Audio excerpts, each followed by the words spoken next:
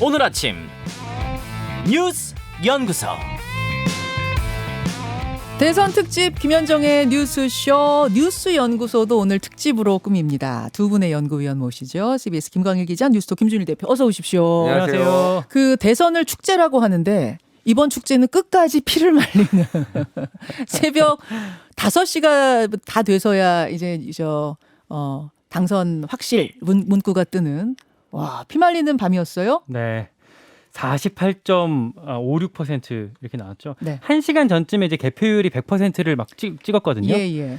최종 결과를 보면 양강 후보 득표율 격차가 0.73%포인트밖에 나지 않았습니다. 예. 국민의힘 윤석열 후보, 윤석열 당선인이죠, 이제. 예. 48.56%가 나왔고요. 민주당 이재명 후보가 47.83%가 나왔거든요. 이제 1%포인트도 이제 격차가 안 되고요. 이게 표수로 하면은 24만 7천 표 정도 되더라고요. 진짜 뭐 막상막하 아슬아슬 예. 뭐 비등했다고 볼 수밖에 없겠습니다. 먼저 어제 저녁에 방송 3사 출구조사에서요, 오차범위 안쪽으로 결과가 나오면서 양쪽 다 안심할 수가 없었고요. 개표 과정에서도 냉탕과 온탕을 오갔습니다. 네. 이재명 후보가 중반까지 이제 우세한 흐름을 보였어요. 개표하면서. 그런데 오늘 새벽 0시 30분쯤 이게 이제 개표율 한 50%가 정도가 될 때였는데 네. 이때 윤석열 후보가 역전을 했고요. 그 뒤에 그 격차를 어느 정도 유지하면서 끝내 승기를 굳혔습니다. 그러니까 12시 전에는 사전 투표함이 먼저 열린 거죠. 이게 순서가 관내 사전 투표 그리고 본 투표, 그 이후에 이제 관내 사전 투표나 재국민이 되는데 예. 관내가 그래서 이재명 후보가 좀 더 많았던 것 같고 본 투표로 가면서 윤석열 후보 득표가 높아졌던 것 같습니다. 자, 48.6%로 승리했습니다. 윤석열 후보 캠프의 인사를 한번 인터뷰로 연결해서 생생한 목소리를 듣고 갈까요? 아직 연결이 안 됐나요? 그래요. 예. 그러면은 조금 더 분석을 하고 연결을 하도록 하죠. 우선 윤석열 당선자 오늘 새벽에 그 집에서 나와서 개표 상황실로 가서 인사를 했죠. 그 내용을 편집하지 않고 전체를 다 들려드리겠습니다. 후보의 일성입니다. 아주 열정적인 그런 그 레이스였던 것 같습니다. 이 과정을 통해서 많은 것을 느끼고 배웠고, 그리고 오늘 이 결과는 저와 우리 국민의힘 그리고 우리 안철수 대표와 함께한 국민의당의 승리라기보다는 위대한 국민의 승리가 아닌가 그렇게 생각을 합니다. 우리 민주당의 이재명 후보, 또 정의당의 심상정 후보, 이 두 분께도 감사드리고 두 분께도 좀 심심한 위로의 말씀을 드리고 싶습니다. 정말 이 선거운동을 하면서 많은 걸 배웠습니다.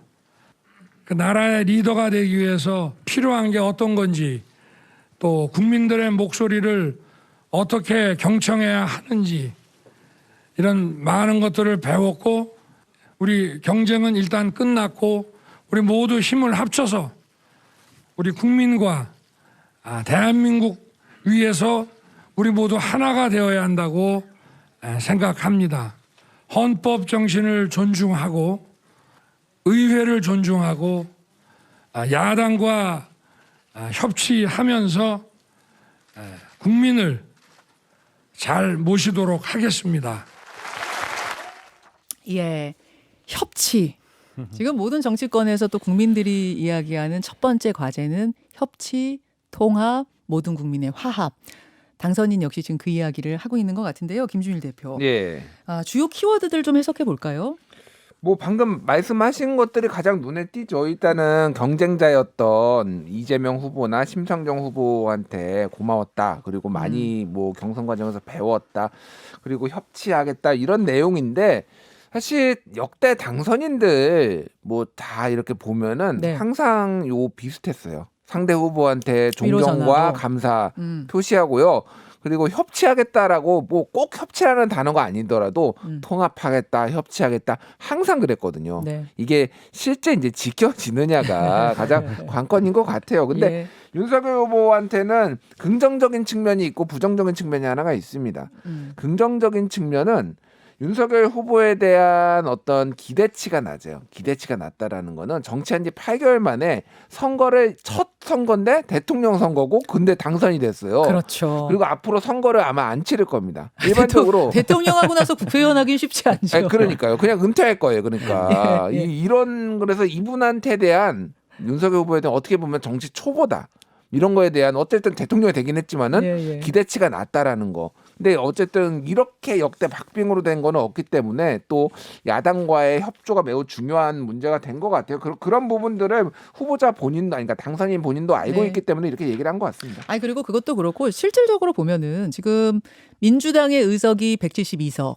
다가 민주당의 어떤 정책과 비슷한 포지션을 취하는 정당까지 한 180석 가까이 되니까 그럼 국민의힘은 이번에 4석을 더해도 이번에 재보궐선거에서 된 4석을 더해도 110석이지 않습니까? 거대 야당을 추스르면서 지금 통치를 해야 되는 상황이기 때문에 협치를 안 할 수 없는 거 아니에요? 여대 야소 속에서 뭐 법 하나 통과시키기에는 그냥 하긴 쉽지 않겠죠. 그렇죠. 그렇죠. 예, 오늘 참 이야기거리가 많아요. 분석할 것도 많고. 그래서 제가 짧게 인터뷰를 진행하려고 하는데 지금 이렇게 박빙이 된 이유는 뭔가? 사실은 넉넉하게 이길 줄 알았다는 거잖아요. 이준석 대표도 크게는 10%포인트까지 이길 겁니다. 이랬을 정도인데 이게 어떻게 이렇게 줄어들었는가? 이건 어떻게 분석하세요? 막판에 뭐 호남 중심으로 아까 권성동 의원 얘기했던 것처럼 뭐 조직세부터 해서 결집이 좀 됐던 게 의미가 있을 것 같고요. 그리고 어제 우리 연구소에서도 제가 잠깐 언급을 드렸었는데 20대 여성, 20, 30대 젊은 여성들의 표심이 여론조사에 잡히지 않았던 뭐 이른바 샤이 이재명이라고 할까요? 네. 그런 표심이 일부 이재명 후보 쪽으로 결집했던 게 의미가 좀 있는 것 같거든요. 어제 출구조사를 보면 20, 30대 여성이 생각보다 원래 잡혔던 그 표심보다는 훨씬 더 이재명 후보 쪽으로 많이 갔거든요. 민주당에서 보면 막판에 김남국 의원보다는 뭐 박지원 씨라고 하죠. 저 추적 불꽃단 N번방 추적했던. 네, 그분을 좀 내세워 갖고 여성들 표심을 공략하려고 노력을 했었는데 그런 것들이 좀 영향을 좀 끼쳤던 것 같습니다. 자, 또 한편으로 보면 뭐 같은 얘기일 수 있겠습니다만 10년 정권 교체설이 있지 않습니까? 한 번 정권을 잡으면 10년은 계속 갔어요. 여태 민주화된 이후로. 이번에 지금 5년 만에 정권이 교체된 그 패배의 요인은 뭔가? 그건 어떻게 보세요? 그 10년 정권 교체, 그러니까 유지가 된 거에 특징이 하나가 있어요. 당명이 다 달랐습니다. 예를 들면은 민정당, 민자당 달랐죠. 예. 그리고 새정치국민회의, 새천년민주당 달랐죠. 그리고 한나라당, 새누리당 달랐어요. 근데 이번엔 더불어민주당이에요. 이게 뭐냐면은 물론 이제 약간 말장난일 수도 있는데 완전히 전에 정당하고 전에 있던 거하고 다르다 우리는 이런 절연 같은 거를 한 거예요. 그러니까 차별화 전략을 왜냐하면 했어요. 늘 정권 심판론이라는 건 있기 마련이니까. 그러니까요. 근데 이번에는 안 했는데 결국은 안 된 거죠. 그러니까 결과론적인 얘기지만은 차별화가 안 됐다 결국은. 아하. 이렇게 보면 될 것 같고요. 이번에 결과를 놓고 보면은 3가지 큰 특징이 있어요. 예. 첫 번째는 재확인된 지역주의. 그러니까 이를테면은 이준석 대표가 호남에서 30%까지 우리 득표 기대하고 있다라고 예. 하고 20%는 충분히 받을 거다라고 했는데 근데 그게 그냥 희망사항만은 아니었을 거예요. 분명히 데이터를 보고 얘기한 걸 텐데 지금 보면 그렇지 않거든요. ARS에서는 30%까지 나온 것도 있고요. 예. 평균적으로 20% 가까이 나왔습니다. 실제. 예. 근데 지금 13% 나왔거든요. 막판에 호남에서 표결집이 있었고요. 이거는 영남도 마찬가지예요. 영남에서 특히 TK 지역에서는 30%까지 이재명 후보 득표할 거다라고 민주당이 봤는데 결국은 20% 초반 나왔어요. 이것도 양쪽이 막판 되니까 결집한 지역주의를 다시 못 넘었다라는 거 하나. 네. 두 번째 특징은 등 돌린 서울. 그러니까 서울은 사실은 항상 2007년을 빼놓고는 대선에서는 민주당 후보가 더 득표를 했어요. 네네. 심지어는 92년에 같은 경우에는 더 김영삼 후보가 당선됐을 때도 김대중 후보가 더 가져갔거든요. 근데 이번에는 졌다라는 거고 이 서울의 표만큼 지금 전체 표가 졌어요. 민주당이. 예. 그런 부분들이 이제 특징인 거죠. 알겠습니다. 지금 여러분의 문자도 굉장히 많이 들어와요. 뭐 사실은 이제 승리를 한 후보를 지지했던 분들은 굉장히 지금 기쁨의 문자를 보내주시고 또 반대로 패배한 후보들을 지지했던 지지자들께서는 서운하고 좀 허탈하고 이런 심정들을 보내주시는데 어쨌든 대한민국의 대통령이 탄생했고 뭐 이날만큼은 승자에게 축하를 전하고 또 패자에게 위로를 전하는 것이 맞는 것 같습니다. 같이 기뻐해 주시고 또 같이 위로해 주시고 이러면서 우리가 통합해 가는 게 중요한 거잖아요. 정말 저는 그렇게 생각합니다. 자, 무슨 이야기를 지금 해야 될 이야기들이 너무나 많은데 이재명, 심상정 두 후보 얘기를 좀 해볼게요. 이재명 후보 같은 경우에 이제 밤새 계속 성남 자택에 있었거든요. 네. 그러다가 새벽 3시 47분쯤에 여의도 당사에 도착을 했습니다. 네. 이제 조금 당락이 좀 이제 굳혀지는 상황이었는데 그때 준비해온 종이를 꺼내갖고 모든 책임은 오롯이 제게 있습니다. 윤석열 후보님께 축하의 인사를 드립니다. 이렇게 밝히고 떠났고요. 심상정 후보 같은 경우는 조금 더 일찍 기자회견 열어갖고 아쉽지만 겸허히 받아들이겠다 이렇게 밝혔습니다. 예, 여기서 이재명 후보, 심상정 후보의 목소리 직접 들어보시죠. 모든 것은 다 저의 부족함 때문입니다. 여러분의 패배도 민주당의 패배도 아닙니다. 모든 책임은 오롯이 저에게 있습니다. 윤석열 후보님께 축하의 인사를 드립니다.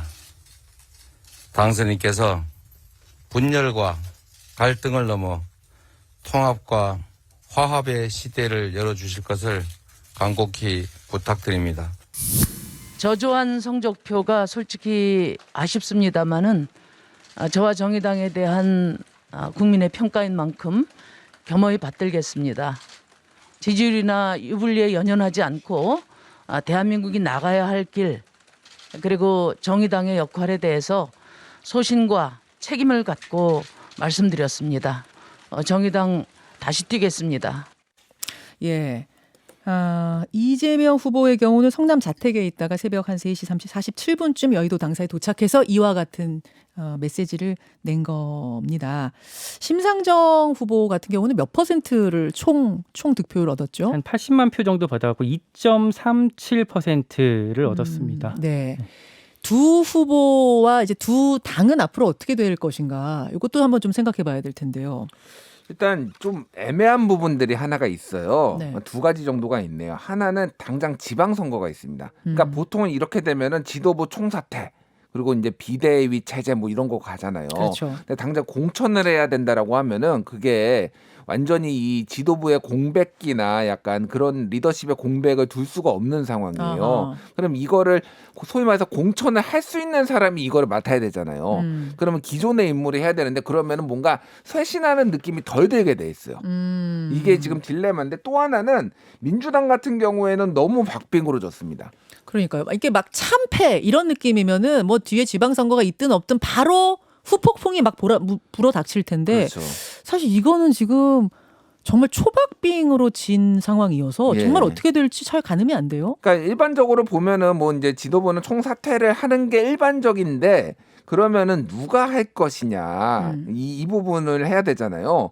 그러면은 예를 들면 이런 겁니다. 그 전에 그 이제 조국 사태와 관련해서 당내에서 내용이 벌어졌을 때 사실은 초선 의원들이나 이런 사람들이 치고 올라오는 사람들이 없었어요. 그리고 뭐 이를테면은 뭐 성명도 발표했지만은 뭐 좀 진압됐다라고 표현할 네네. 정도로 금방 목소리 줄였잖아요. 네. 이미 뭔가 새로운 물결로 뭔가를 바꿔서 대한 목소리가 될 만한 세력들의 당내에 없다 지금. 아하. 이게 좀 딜레마예요. 그러니까 이를테면 뭐 비주류인 뭐 박용진 뭐 이런 분들이 조금 간판으로 내세서 이거를 수습할 가능성들도 있는 거죠. 정의당은 더 힘든데 지금 어디서부터 이거를 당을 다시 추스려야 될지 좀 굉장히 어려운 상황이 됐다. 네. 민주당 같은 경우에 그런 상황들이 뭐 일부 뭐 비주류 의원들이나 뭐 저기 뭐 중진들이 있긴 합니다만 그들이 어떤 구심점이 되기에는 그 당 안의 입지가 전혀 구축이 돼 있지 않기 때문에 이 어떤 헤게모니 싸움에서 이기거나 그런 상황이 어떤 반전이 이루어지긴 좀 어려울 것 같습니다. 네. 자, 오늘 뭐 이 이야기는 2부에 승리의 요인, 패배의 요인, 앞으로 향후 전망, 또 당선인의 과제까지 저희가 차근차근 더 짚어보도록 하죠. 두 분간 여기서 일단 인사 나누고요. 오늘 특집 댓글쇼 마련돼 있잖아요. 거기서 두 분은 다시 만나겠습니다. 고맙습니다. 고맙습니다. 김현정의 뉴스쇼는 청취자 여러분의 참여로 이루어집니다. 트위터, 페이스북, 레인보우 게시판, 그리고 단문 50원, 장문 100원의 유료 문자 샵 1212, 우물정 1212 통해 참여하실 수 있습니다. 김현정의 뉴스쇼, 여러분과 함께 만듭니다.